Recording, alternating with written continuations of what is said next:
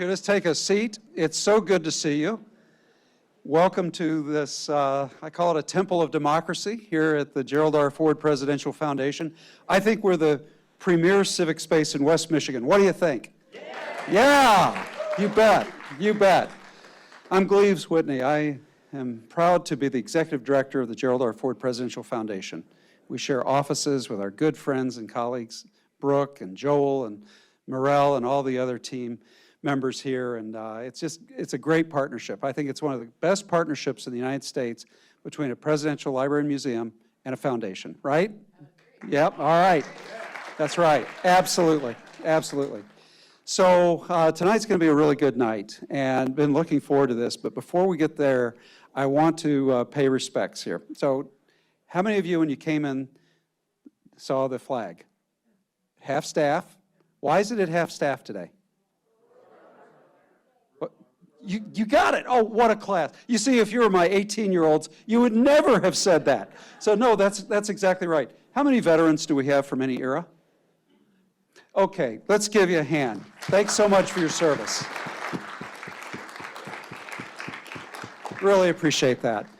Well, I want now to introduce my good colleague, Brooke Clement, the director of the Gerald R. Ford Presidential Library and Museum, and she's going to take it away and have a great conversation. Thanks so much, Brooke. Yes, please.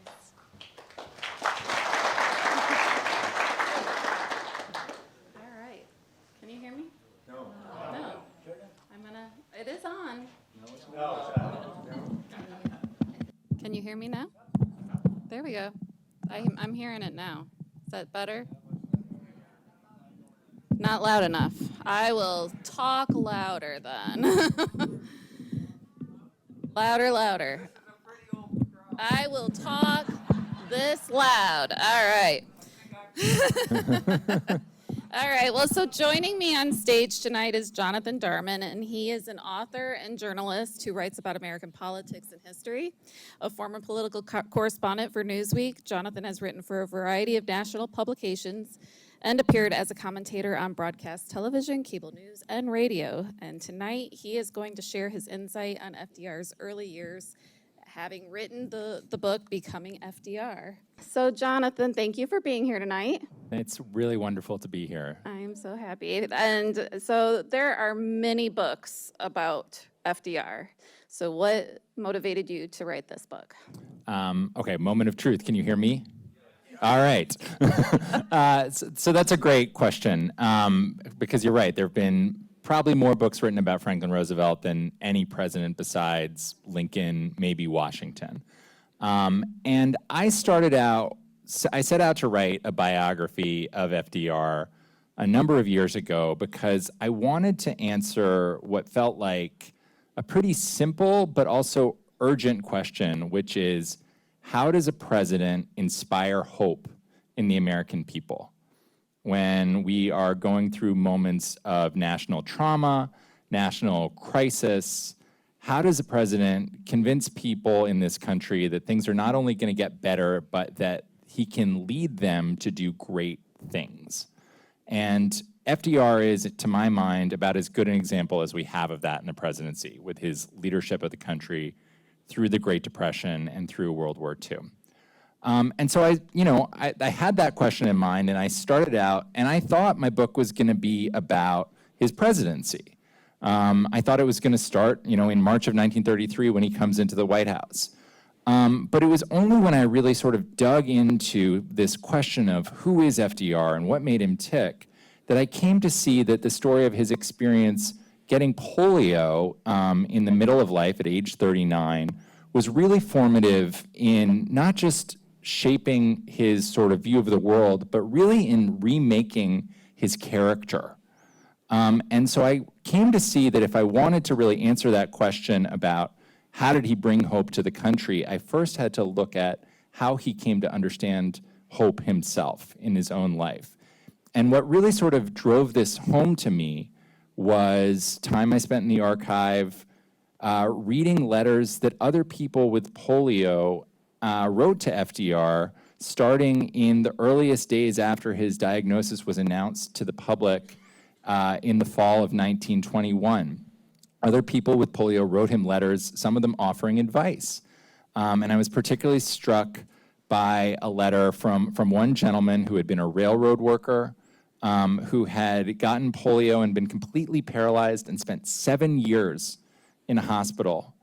And that person, read about Franklin Roosevelt, who was a pretty famous politician even at that point. He read that he had FDR, that he had polio, and he wrote him a letter offering advice. And he talked about the ways that his own recovery had been impeded by feelings of rage and fear and shame. And his advice to FDR was, Mr. Roosevelt, whatever you do, don't worry, it won't help any. And I read those words, and it was sort of like the whole book opened itself up to me, because I could see a direct line from that to the only thing we have to fear is fear itself. Absolutely, absolutely. So let's get into the polio story. Like, how did he contract it? What were the circumstances around the diagnosis and the attempts at recovery? Right. It's great that we're having this conversation today on Pearl Harbor Day. There are a lot of famous dates associated with the FDR presidency, Pearl Harbor being number one. But I think in a lot of ways, one of the most essential moments in the life of Franklin Roosevelt, and by extension in the life of this country, is August 11th, 1921, which is the moment when FDR wakes up on Campobello Island off the coast of Maine, and his body has been completely transformed and attacked by the polio virus. Campobello was, the Roosevelts kept a summer cottage there. He had come there on vacation. The year before, he had been the Democratic candidate to be vice president of the United States. And just to give you a little glimpse of who that pre-polio FDR was, that man who ran for vice president that year, his whole persona was about his physical presence. He was tall, he was athletic, he was handsome, he was sort of framed himself as the reincarnation of Teddy Roosevelt. He got put on the Democratic ticket in 1920 in part because people liked the way that he looked, jumping over rows of chairs and sort of starting fights at the Democratic convention. So he wakes up on that day in August of 1921, and he's losing the ability to move his legs, and within a day's time from that, he's going to be unable to walk again unaided for the rest of his life. He doesn't know that yet, of course. But that moment is so, in a lot of ways, terrifying for him, because he doesn't know what's happened to his body. The people who are there with him to take care of him don't know. And Campobello Island is about the worst place at that point in this country to get seriously ill with something. There was no electricity in the Roosevelt house there. It was gas-lit. There was only one telephone on the island. The only doctor was a local doctor from nearby Maine who had never didn't know to diagnose FDR with polio, because they didn't have polio cases in that part of Maine. So the Roosevelts realize very quickly that they're in a dark place. And he goes through this sort of ordeal over the next 2.5 weeks where he's getting more and more ill. He worries that he's in and out of consciousness. His family is worried that he might die. Finally, he's ultimately given the diagnosis of was known then as infantile paralysis, polio. And that's about as terrifying a diagnosis as you can get in the summer of 1921. Polio at that point had been around. It had been around for quite some time, but it had been well known in the United States for about 2 decades. And it was this source of real universal fear, because there had been these epidemics in American cities that killed thousands of people. And the way that I sort of came to think about it was like the first couple months of the COVID-19 pandemic, when people were terrified and they were washing their groceries. But that went on with polio for decades, because there's this combination of extreme fear and real ignorance. They didn't know much about how it was communicated, and they certainly didn't know much about the best ways to treat it. So when FDR gets that diagnosis on that summer day, he realizes that he's in for a real struggle in front of him. So, and we spoke about this earlier, but, as a history student at the University of Michigan, and beyond, you don't really hear about the polio in a way that you write about it. And I think that it's interesting that we learned through your book that it wasn't as hidden as we like to think, or in retrospective, where we look back and we were like, oh, well, he really tried to hide it from the American public. So can you speak to that a little bit? Yeah, I mean, that was one of the big sort of surprises to me in researching this, because I too had sort of this idea that I think a lot of us have, that the most important thing about polio was the steps that FDR took to conceal his disability from the public while he was president, and the sort of code of silence that existed in the press around his condition. And that was true, but the period that I focus on, which leads up to the presidency, polio was actually much more publicly discussed than I was expecting. And that's in part because after he gets the polio diagnosis and he realizes that he's going to be sort of sidelined from politics for some period of time, his chief political advisor, Louis Howe, who's a remarkable figure and a great character in this book, comes to him with a plan for how he is going to be able to return to the heights of politics. And Howe does that in part because he's been around while FDR has been meeting with doctors, and he talks to the doctors himself. And the doctors tell him that FDR's recovery is going to be really dependent on his having a clear vision of where things are going to go from there and how things are going to get better, and having a goal. So a lot of other people that are around FDR in those days are saying you should retire from politics, just lead a comfortable life in the country as an invalid. Howe goes to FDR and he says, I believe that you are not only going to return to politics, I believe you're going to be the president of the United States. And he presents him with a detailed plan for how it's going to happen. And that means that, and his plan involves FDR spending years away from the political stage, basically focused on getting as much recovery and rehabilitation as he can get. And Howe says, we're going to find other ways to keep your name in front of the public. And ultimately, you're going to return to the political stage. You're going to run for governor of New York. And then 4 years later, you're going to run for president of the United States. So it's this detailed plan. And FDR's response on hearing it is, when do we start? So he really does, through those years, spend most of his time really chasing his own recovery and rehabilitation, which in ways that we can talk about is so important in this transformation of his character that I described. But they do need to keep his name in front of the public sometimes. So there are moments where he gets written about in stories where people talk about Franklin Roosevelt, who was a well-known figure. He had been the vice presidential candidate in 1920, and they talk about the fact that he had infantile paralysis, that he's lost the ability to walk, and that he's devoting himself to trying to regain it. And there were even pictures that ran in the newspapers where you could see FDR's body like really transformed by this disease. And ultimately, when he makes a return to politics in the late 1920s, polio is actually something that his campaigns lead with in a certain sense, because it's part of his humanizing narrative, as we would say today. This is someone who has had a miraculous comeback and return from the depths. And I think, as I thought about that and what it meant for the American public that they knew this stuff about FDR, I think it actually was really consequential in his being able to form that initial bond with the country when he ran for president in 1932, because they understood that this is someone who, when he talked about hope, he knew what hope meant. Yeah, and then so he contracts polio. There's a period of convalescence. How did that diagnosis, that period of convalescence, really change FDR beyond the physical?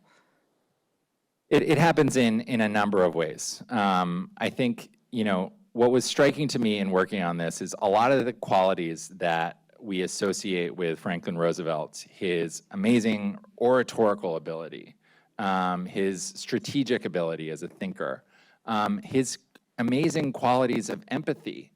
If you look for the pre-polio FDR, none of those things are there. And one of the ways that I got sort of clued into the importance of this story was reading what the people who knew FDR best talked about as what he got out of these years. Eleanor Roosevelt said that these are the years where these years of convalescence, this is the period where FDR was forced to reckon with the fundamentals of living.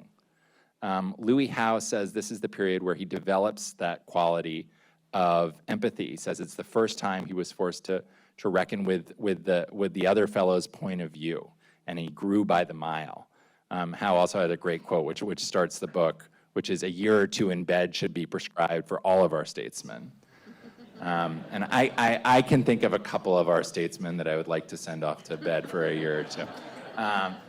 And so that's really what's happening is he's forced for the first time in his life to sort of sit and think. He can't avoid the reality of life in a way that as a hyperactive person who was really good at doing a Teddy Roosevelt impersonation, he had always been able to do.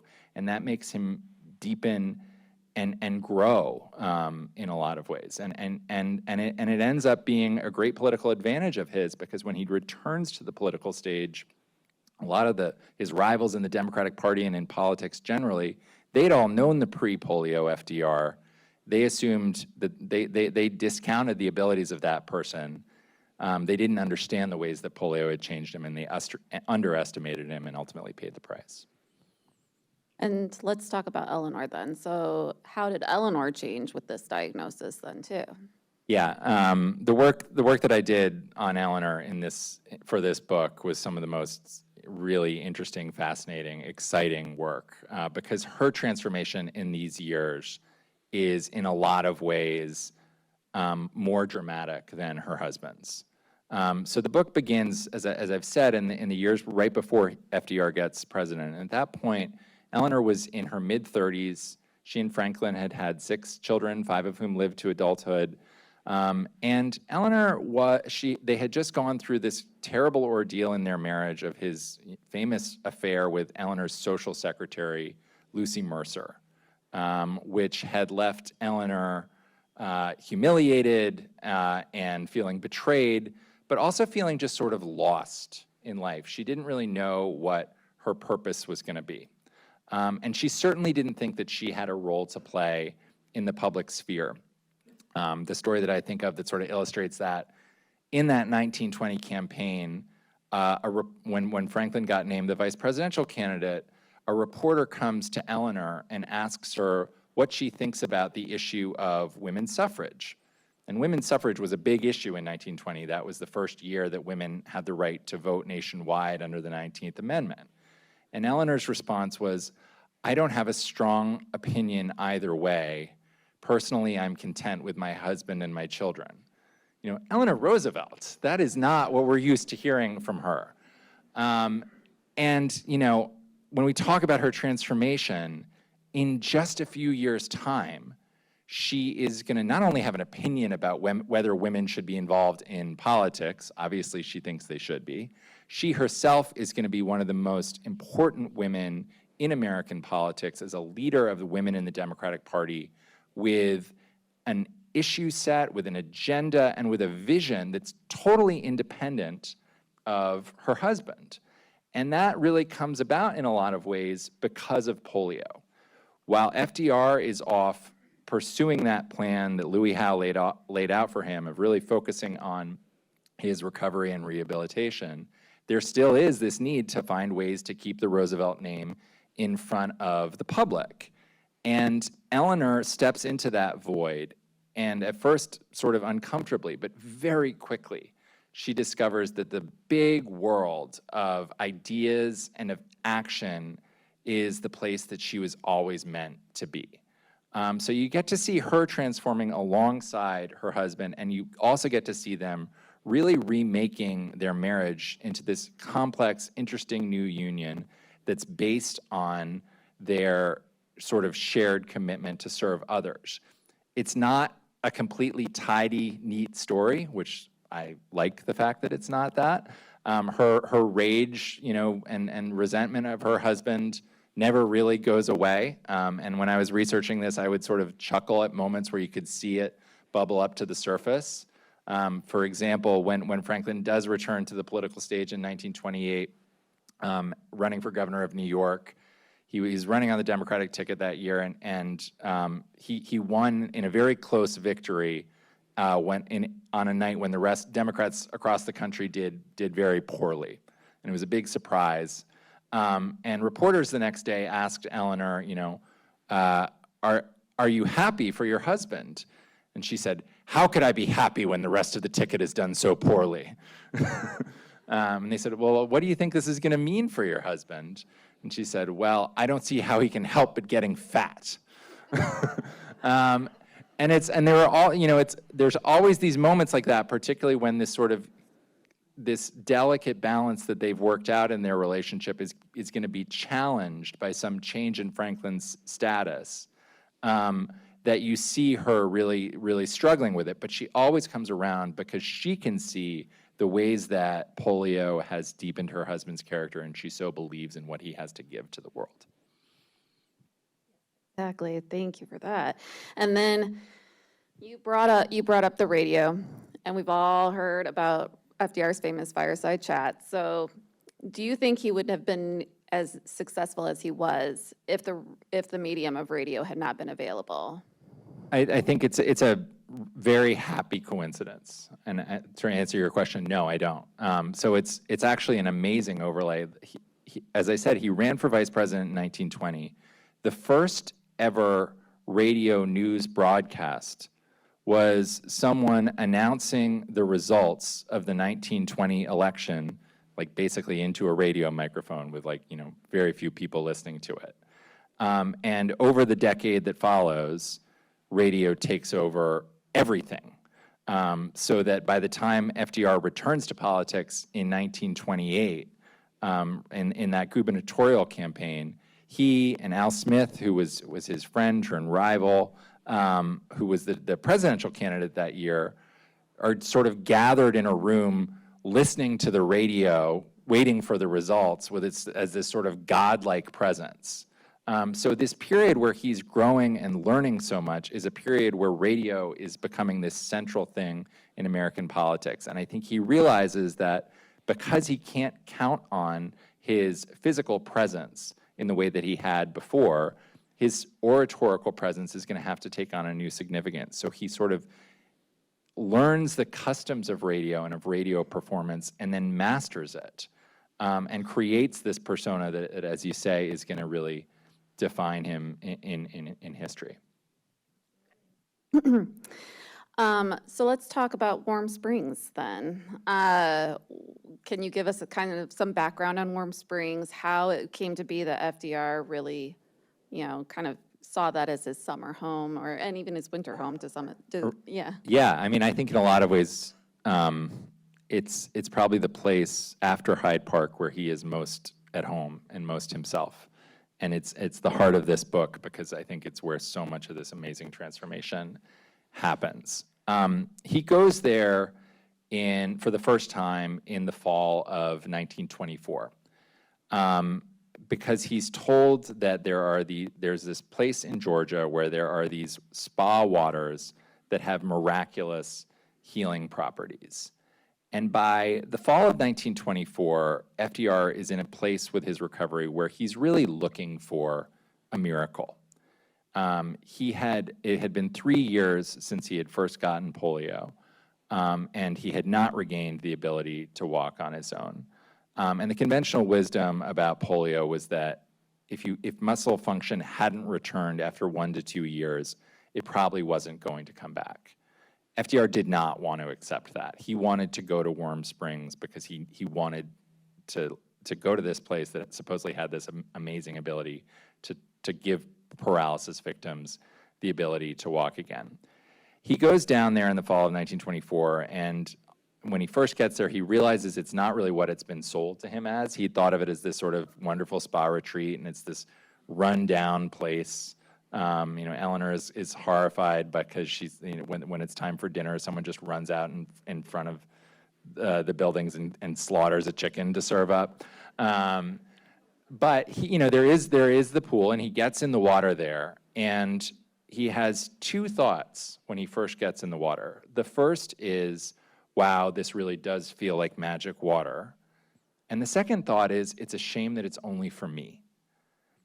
And I think that's really what the real miracle of Warm Springs is. It is this place that just accelerates this process of opening up his powers of empathy. And you see it happen very quickly. I mean, from that first fall, he goes back to New York that winter, and he's writing letters to other polio patients saying, you really should try this place, Warm Springs, Georgia. I think it could help you a lot. And he very quickly starts to think of it as a place where he can help other people. In the 1920s, he will invest a sizable portion of his own fortune to buy Warm Springs.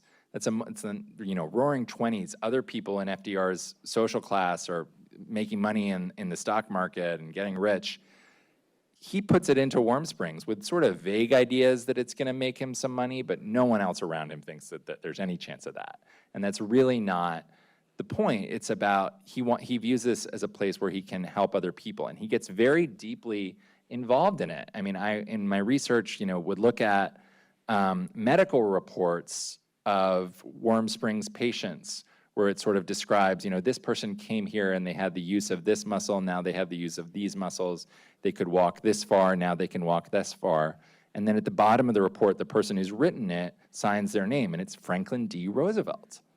And it was really interesting to think about that, because he's taking this tremendous pride in other people's recovery. And I think that what he's doing in a lot of ways is taking all that he's learned from his own experience about how you nurture recovery, how you foster, hope and resilience, and he's building it into a sort of set of principles that are ultimately going to be so important of his leadership of the country during the Depression and World War II.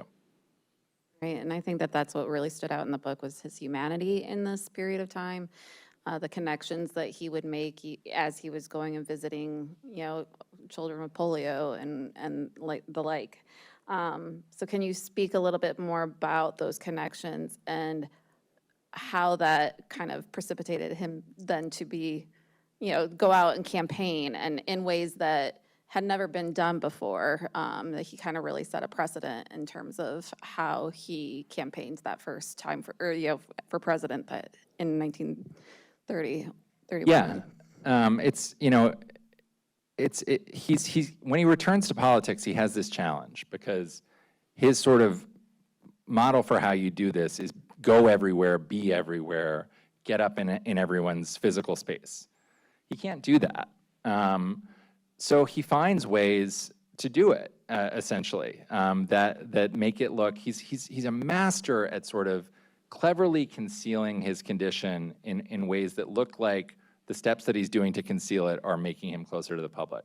So, for example, when one of the first photos they released to the public after his diagnosis is announced is him seated in a chair with his two youngest children in his lap.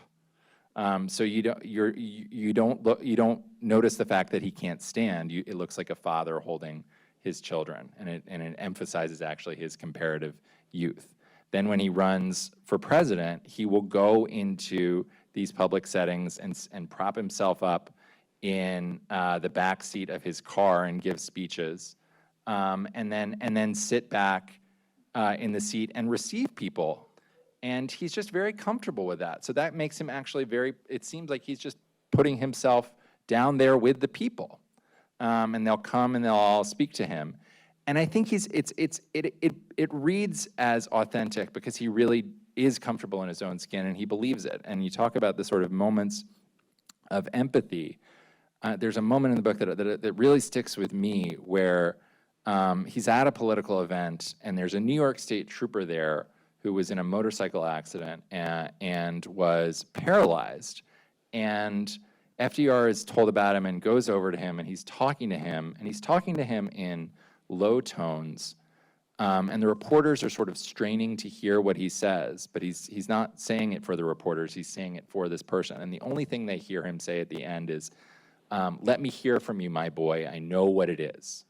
And that's really this FDR who has this ability to make a connection with strangers in a way that he'd never had before he'd gotten this disease.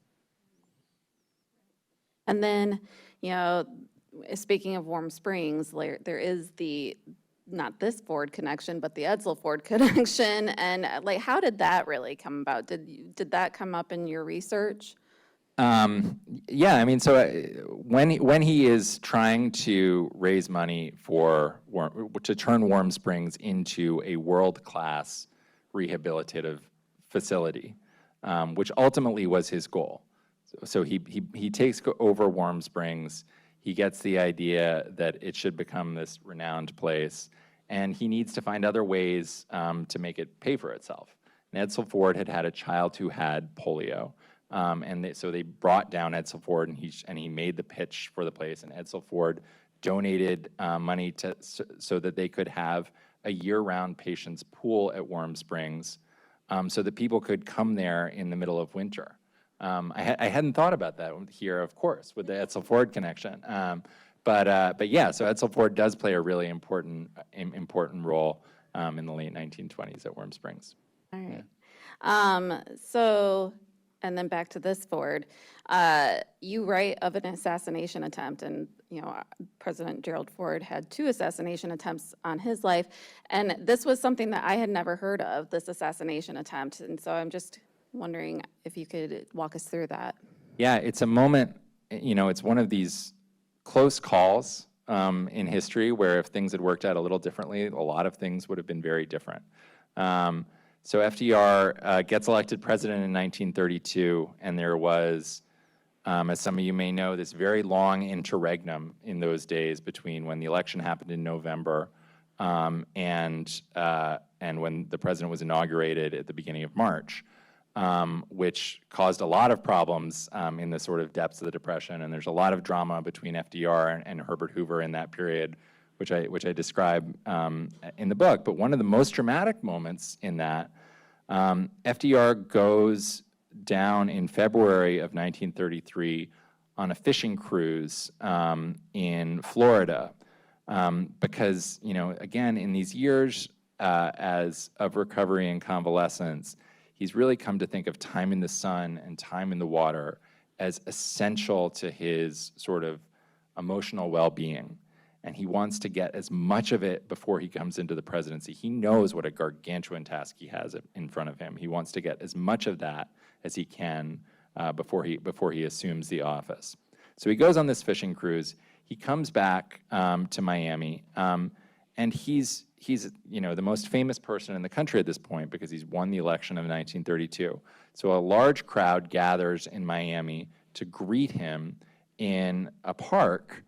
And in that crowd was what we would today call a sort of crazed anarchist would-be assassin who fires several shots directly at FDR, and he misses by only a couple of inches. He hits several other people, including the then mayor of Chicago, who ultimately died from that wound.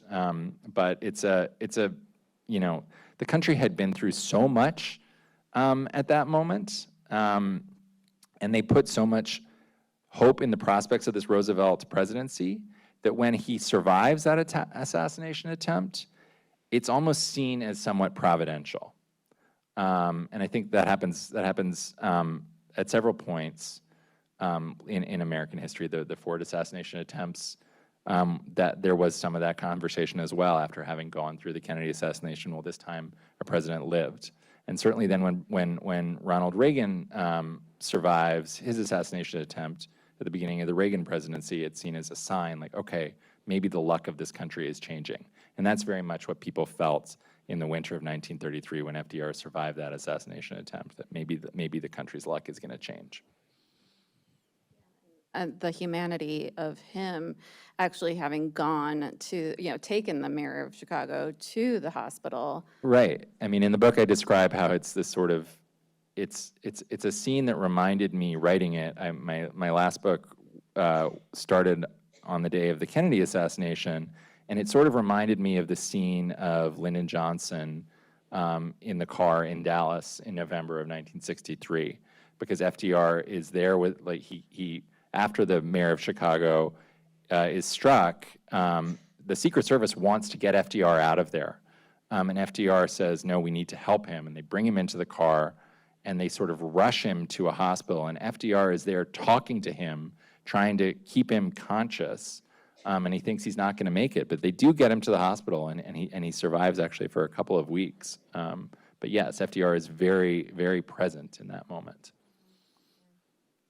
So at the beginning, you spoke of the, I have nothing to fear, or we have nothing to fear but fear itself moment. Can you go into a little bit more depth about that inaugural and what FDR was thinking as he wrote those words? Yeah, I mean, I think I would even start it even further back in that 1932 campaign, because a line, I think that the way that the fear itself line is received is so, for me, the big revelation of this is it's so important what the country understood about what FDR had gone through personally. And you see that starting the moment his national campaign begins, when he accepts the nomination for the presidency in the summer of 1932. He flies to the Democratic Convention in Chicago, which was had not been the custom of presidents up to that point. He goes there, and he's accepting the nomination, and he says in his speech, he says, out of every crisis, mankind rises with some share of greater knowledge, of higher decency, and of purer purpose. And you think about him saying that in the summer of 1932, millions and millions of Americans were out of work. It's a pretty audacious thing to say to people, like, you're going to come out better from this crisis than you were. But people liked that message. They believed it, and they believed it because he believed it. And he believed it because he had lived it in his own life. And so I think when he learns from that campaign that he can give that kind of uplifting, hopeful message to people, and that really informs him as he's giving his message of the only thing we have to fear is fear itself. That this is something that he is in a lot of ways uniquely positioned to tell the country.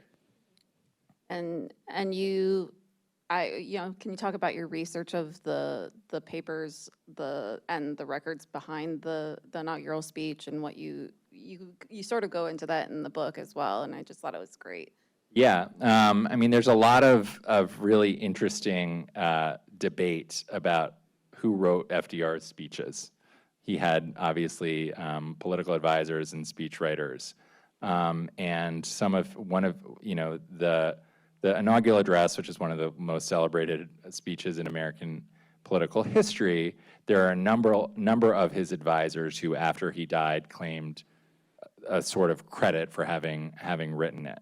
And FDR, in the drafting of that speech, in the weeks before he gave the inaugural address, the speech had been in the works for a long time.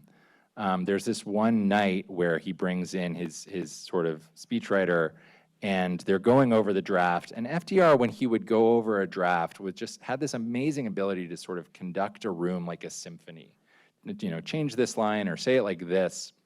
So it's sort of impossible to determine who's completely the author of it. But FDR, I think, knew that this speech that he was going to give was going to live in history, because after they finished that drafting process that night, he writes out by hand, dictated by Franklin Roosevelt on this night. I think he wanted that credit, even if he didn't 100% deserve it. Yeah. That's great. So I've got one more question, and then we'll open it up to the audience for some questions from them too. So today is Pearl Harbor Day. About a week before the attacks on Pearl Harbor, FDR is in Warm Springs. Yeah. And can you tell us about that visit? Do you think it had an impact on him as that event was about to happen? Yeah, this is the last scene in the book, actually, because most of the book is about the period of his life leading up to his presidency. But I do, in the epilogue, sort of look at the ways that his experience with polio shaped his leadership of the country. And the last scene that I have is him at Warm Springs, just days before Pearl Harbor. And as he goes down there for a belated Thanksgiving celebration, and as he's there, the Japanese flotilla that's carrying those planes is making its way toward Pearl Harbor. He doesn't know that, but you can see it on the split screen. That's what's coming. And he does know at that point that hostilities with Japan are a very real possibility, and an attack is probably imminent. And it's weighing on his mind. He had this long tradition throughout his presidency of spending Thanksgiving at Warm Springs with patients there, and so he really wanted to be there. And he gets there, and they have the Thanksgiving, and it's always a sort of jovial occasion. But he gives this speech that night that's really extemporaneous in a lot of ways, where he talks openly about his fears about what's gonna happen. He says maybe next year at Thanksgiving, we won't be having joyous celebrations because our young boys will be off fighting overseas. I'm paraphrasing there, but that's essentially what he's saying. And it's this all the reporters in the room, their ears sort of perk up because he's talking about this in much more definitive terms than he had up to that point. And I think that really shows that this is this place where he feels in a lot of ways most at home, most secure, that these are his friends. And he says, even though he's going to leave, he leaves there the next morning to go back to Washington, and pretty, shortly thereafter, the rest of his life is going to be subsumed by the war. But he stays there in the room that night, greeting every patient who wants to see him, and offering them his hand, and shaking and engaging them in conversation. So I think that was a really amazing moment for me to see. It was how Warm Springs is there at that pivotal moment. Yeah. Thank you. We're going to open it up to questions from the audience then. So Regan's ready. I have a question. What I've read of FDR in his presidency, he often worked through back channels. I mean, there was a public persona, but also there was a very private side to him during his presidency, and he could compartmentalize and not always transparent in all his thoughts and schemes. Did his experience with polio influence his method of leadership in that regard? That's a great question, because I've been talking about all the great things that he got from the polio experience. One of the other things he gets is sort of the very clear message that deception is going to be one of his most important tools as a political figure, because he's used it throughout the polio experience. Even though they were showing people that he had a disability in the 1920s, they were doing tons of lying. The first article about FDR's polio diagnosis that appears in the New York Times has a quote from his doctor, which says, "No one need fear a permanent disability," which is, they knew that was not true. So he learns very early on in that experience that deception is going to be an essential tool of his, and he famously uses it in the presidency. After Harry Truman gets picked to be his vice president in 1944, a friend of Truman's asks him, what's the most important thing to know about Roosevelt? And Truman says, "He lies." And I think that keeping his true feelings from the world was an old impulse of FDR's. It was something he learned in childhood, but sort of being very clever in his tools of deception is something that got developed out of polio and became an essential part of his toolkit in the presidency. Just a question, please. Did FDR know much about the atom bomb at that time? And if so, I assume he did. How inclined do you think, or do you know, that he would have been to use it? A great, much debated question, and those two questions are sort of interrelated because he kept his cards pretty close to his vest. So he certainly knew all about the development of the atomic bomb, but he was not talking openly and expansively about any moral quandary that he had, any moral qualms he had about using this weapon.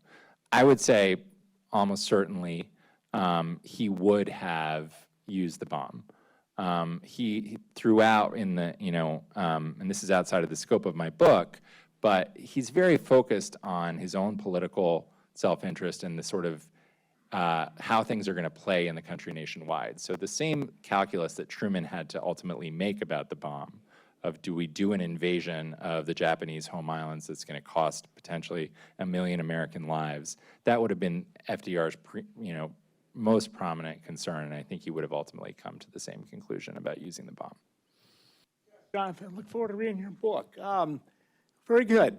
So before 1920, Roosevelt knew a lot of politicians in New York and D.C., around the country, on the campaign trail in 20. So when he reemerges in the later 20s, 28 before that, and then ran for president, did you find evidence that other politicians really noticed a difference in his personality? Obviously, his physical condition was different. But did they say, he's not so callow, he's not just a rich man's son or something, he's grown up? Did you find evidence of that? That's a great question. So I guess the question is, did other politicians, did I find evidence that other politicians saw this change in FDR? So a lot of people did see the change in FDR. So I think about Frances Perkins, who was his labor secretary throughout the presidency, but she had known him for decades. She had known him when he was a young politician in New York State. She saw the change in him. She said, I'd like to think that he would have been able to achieve all the things that he did if he'd never gotten polio, but I don't think that he would. And she had a great line, which was essentially, humility is the greatest of the virtues, and those who don't learn it of their own accord, the Lord will surely teach it to them.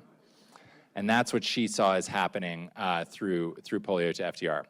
Now, I don't think that politicians aren't always the most perceptive about other people's inner lives.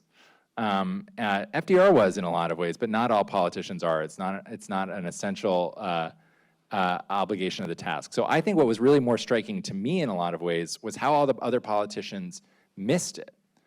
So I spend a lot of time in the book talking about the sort of maneuvering for the 1932 Democratic nomination, where FDR at that point was going in the 1932 campaign.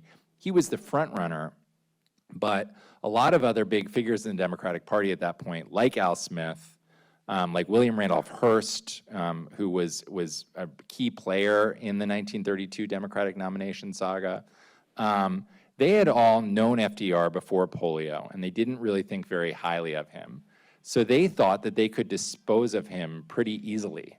And Smith does it in this very dramatic way that sort of takes advantage of the polio perception. He has Smith lieutenants talk about FDR as an intellectual weakling, but the emphasis is on weak in that regard. And at the convention, Smith shows up and he makes a point of going golfing every day and strutting around the golf course, which sort of is a way of drawing a comparison. And I don't think that they saw the change in him.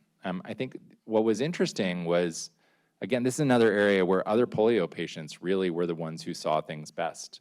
There's a moment in the book that I talk about where an essay I read from the beginning of the Roosevelt presidency, where a Warm Springs patient wrote this piece about this whole debate about FDR's polio and how people should think about his disability. And this person said of what he called able-bodied people, he said, perhaps they fail to see that the same paralysis which has made us weaker animals has made us stronger men. That's the heart of this book, and that's, I think, the reality of FDR, and I think that all other politicians were sort of the last to see that.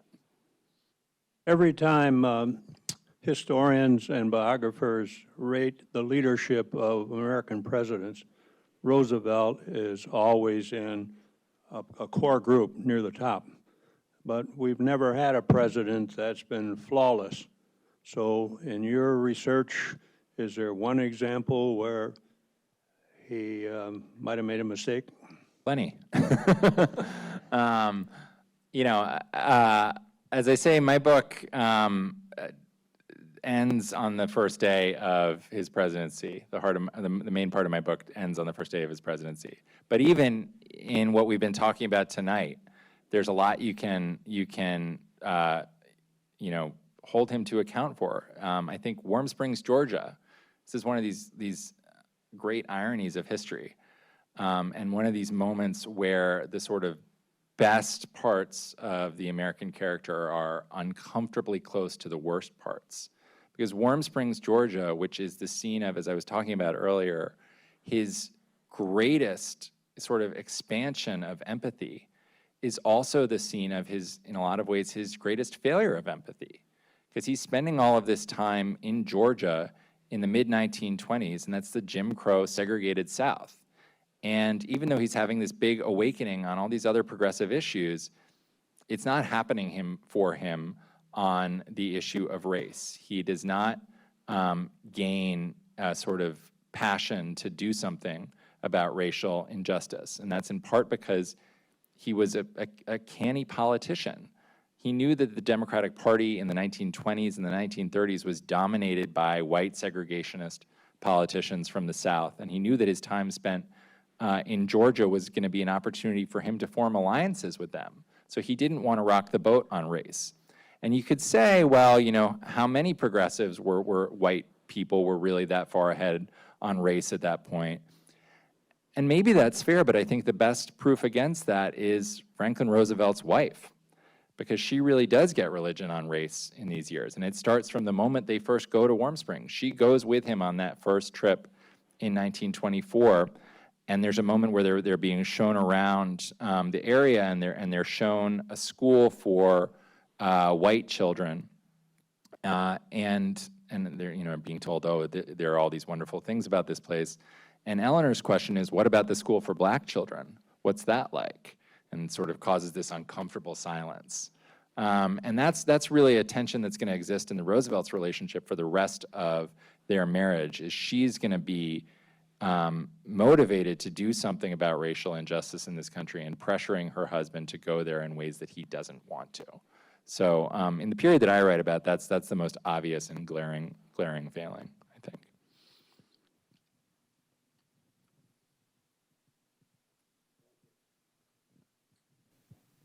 Britain fought Germany pretty much all alone for quite a long time. Was there anything other than politics that caused Roosevelt to wait for Pearl Harbor Day? I think it was very much tied up in his understanding of political reality as he saw it. And what we know now about the horrors of the Holocaust and the failures of Americans to really address Jewish refugees in that period, it's pretty hard to explain. But I think that FDR's viewpoint in those years was that the country was, in a lot of ways, quite isolationist. And a lot of that is actually, you see a lot of that backstory. The book starts right in the days after World War I, when he's trying to make his way in national politics, and he sees isolationism emerge as this incredibly powerful force in politics. And so even though he was an internationalist in a lot of ways, he had been through this experience. He was the Assistant Secretary of the Navy during World War I. He had walked over battlefields in Europe, and he had a very firm conviction that this should not be allowed to happen again, and that America had an obligation to see that it didn't. He's also educated in these years about the power of that isolationist sentiment. So I think his justification for himself, as he's hanging back in those years where Britain is fighting ultimately alone, is that if he gets too far out in front of public opinion on international affairs, he's going to be voted out of office and replaced by someone who could be from that isolationist strain in American thought. And you can judge that however you want, but I think if you read this book, you see that it really is quite a powerful force in America in those years, and it's understandable that he was wary of it. Curious with your research at both Hyde Park and in Warm Springs, because we know the ending in April 1945, basically. Lucy Mercer was there. Right. I wondered in your research, and now I guess the general consensus is that their relationship didn't end back in whatever. Did you find at Hyde Park or in Warm Springs, I mean, this is a terrible time that he went through, and Eleanor, as you pointed out, is going through a transition of her own, if I could put it in those terms. Was Lucy present during this time? I would have loved to have found some evidence of that from this period in the 1920s, because as you're right, so he had this relationship with Lucy Mercer during World War I when he was the Assistant Secretary of the Navy. Eleanor discovered it in the fall of 1918, and it caused this crisis in their marriage, and they almost split up. And one of the sort of stipulations for their staying together was that the relationship with Lucy would end. And we know now, as you say, that during World War II, their relation, and earlier actually, their relationship was rekindled. They started spending time together, and she became a sort of intimate outlet for him in these moments of great stress. I did not find anything from Lucy Mercer in the 1920s when he's going through the experience of polio. She was remarried at that point. Not remarried. She was married to someone else at that point, and she was observing the distance between them that had been asked for. But it's were there letters that don't exist anymore? Who knows? A lot of what we know about FDR and Lucy Mercer's relationship, we know about actually through Eleanor Roosevelt, through what she told her biographer late in her life, and through what Franklin was writing to her in letters during the affair when she was away, not about specifics of the affair, but just mentioning that he was spending time with Lucy Mercer. So there's a lot about the FDR and Lucy Mercer relationship that's not been discovered yet in history, and maybe some clever researcher will find it in some attic somewhere. I think we've got time for one more question. I believe Lucy Mercer was present with him when he died, right? That's right, yeah. Are you familiar with the story of the Roosevelt funeral train? Yes. Where on this train was the entire U.S. government, of course, the new president of the United States, Truman, but the cabinet, the Supreme Court, the congressional leaders, the entire ambassadorial staff, and Eleanor decreed that the train could only go 15 miles an hour up to Hyde Park, New York, at which everybody got off the train for a 15-minute or less Episcopal burial ceremony, got back on the train and rode back to Washington for 15 miles per hour, and apparently there were Russian spies on the train. I didn't know about the Russian spies, actually. It's been alleged. Yeah, I mean, it's an amazing moment. I looked at this after I wrote this book, but sort of, I think because we know so much now about the ways in which FDR's health was declining in the last year of his presidency, it doesn't seem like a big surprise to us that Franklin Roosevelt died in Warm Springs in April of 1945. But it was a shock in this country and around the world when that news came forward, because a lot of people, adults, had never known, had no real conscious memory of anyone but Franklin Roosevelt being the president of the United States. So it was akin to the reaction after the Kennedy assassination, as this moment of just tremendous national grief and outpouring. And so, I think a lot of people came out to see that funeral train because they wanted to be a part of that history. But the scenes from those days are amazing. They have a ceremony in the White House where it's very hot and everyone's sort of dripping with sweat. And then they go up to Hyde Park, and it's winter in Hyde Park for the burial. And I've always thought there's sort of something poetic about that. It's like FDR is going back in time to the quieter place of his youth, and that's how I like to think about that burial. Yeah. Well, thank you, Jonathan. This has been terrific. I'm so glad that we got you out here for this. I highly recommend the book. It is a compelling read, and definitely one that you've never read before in terms of FDR. So I thank you for coming and being here for Pearl Harbor Day and joining us. Oh, thank you. It's really wonderful to have been here with you. And I should say, I got to spend a little time at the museum today, and you all are so lucky in Grand Rapids to have the Gerald Ford Museum, because I think, as someone who's a presidential history nerd, the Ford presidency is such a great moment because there's so much drama and excitement going on, and so many issues, as we were talking about earlier, that are really very present in our politics today come up in that presidency. So you're really lucky to have this museum here to sort of share that story and to get into some of that history. I think so, thank you. Jonathan is going to be... Oh, yeah.